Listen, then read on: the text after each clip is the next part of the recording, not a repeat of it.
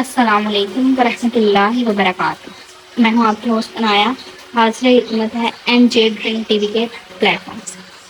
आज हम आपके साथ हबीब चौधरी की एक रिपोर्ट शेयर करेंगे। तो आइए चलते हैं हबीब चौधरी की रिपोर्ट की जानिब। कुछ जुर्म ऐसे होते हैं जिनके फैसले जज साहिबान अगर दे दे तो कानून उसकी इजाजत ना देता हो तो वो प्रमाण नहीं चढ़ा करते। इन्होंने एक पत्ता फेंका था, लेकिन हमारा आइन क्या कहता है, और आइन के खिलाफ फैसला देने वाले के लिए सजाए मौत है, आइन को तोड़ने वाले को सजाए मौत है।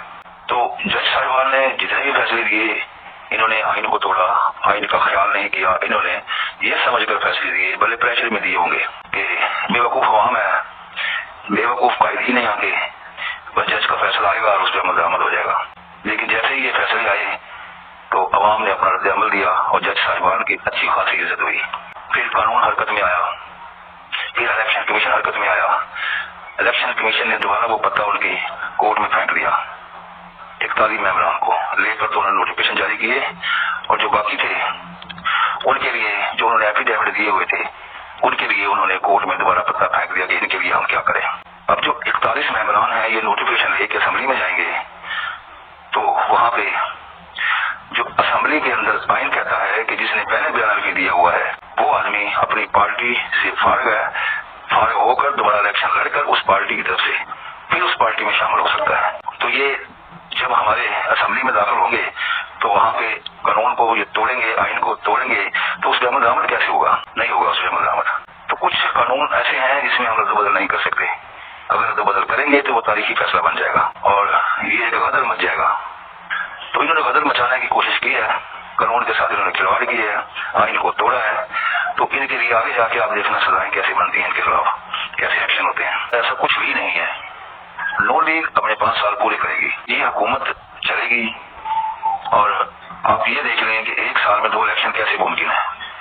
आइन में तरमीम है, आइन कहता है कि इलेक्शन हो सकते हैं, उसके लिए नई तजावीज होती हैं, उसके लिए माहौल बनाया जाता है।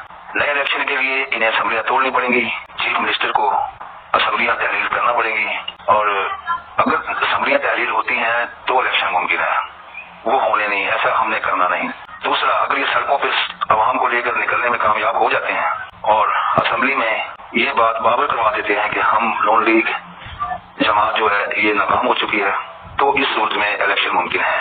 लेकिन हमारा छोटा सा मुल्क है, 1 साल में 2 इलेक्शन ये बर्दाश्त ही नहीं कर सकता, ये बहुत बड़े नुकसान की तरफ जाएंगे हम।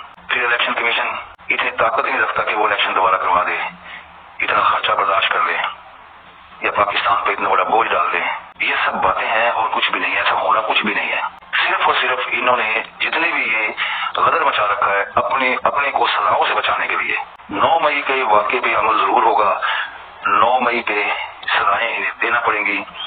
आपने बयान भी सुना होगा, और बयान में बरमला फौज ने यह कहा है कि ये काम अदलिया का था, उन्होंने सजाएं नहीं दी।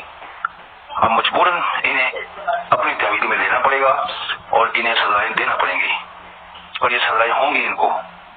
आप भी यही हैं, मैं भी यही हूँ। 9 मई के वाक़े में अगर सजा न हुई तो 9 मई जैसे हजारों वाक़यात बाद में जन्म लेना शुरू हो जाएंगे। तो इसमें इसको कोई भी नहीं बचा सकता मासिवाय अल्लाह के। और अल्लाह ने हमारे फौज के सपासलार को, आसद मुनीर को, मैं पहले भी कह चुका हूँ, अपनी वीडियोस में भी उसको नशर कर चुका हूँ कि वो मोहम्मद बिन कासिम बनकर आए हैं। बहुत मुदब्बर इंसान है, मजहबी ज़ेन है, इस्लाम के अलंबरदार हैं। वो कभी गलत फैसला नहीं करेंगे और कभी इनके दबाव में वो नहीं आएंगे। अब ऐसा समझ लें कि अगर मुल्क में शैतान आया है कि अल्लाह ने एक फरिश्ता आसद मुनीर के रूप में पाकिस्तान में दाखिल कर दिया है।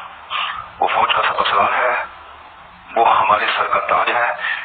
मैं बार बार इसलिए कहता हूँ कि हमारी पाक आर्मी हमेशा पाकिस्तान का भला चाहती रही है, और हमारी पाक आर्मी बड़ी अच्छी तरह समझ गई है कि इसमें शैतान कौन है और कौन पाकिस्तान के लिए खतरनाक है। तो इसको तो वो छोड़ेंगे नहीं, क्योंकि 9 मई का वाक़या कोई मामूली वाक़या नहीं था। इन्होंने फौज पे भी इल्जाम लगाए, कभी फौज के खिलाफ भौंकते हैं, कभी कहते हैं कि हमें फौज के खिलाफ इस्तेमाल किया जा रहा है। इनकी किसी बात में ना वजन है, हर बात में इनकी यू टर्न है, हर चीज को हम समझ रहे हैं, पूरी दुनिया समझ रही है। तो बेवकूफ कोई भी नहीं है, ये अपने अंजाम को पहुंचेंगे।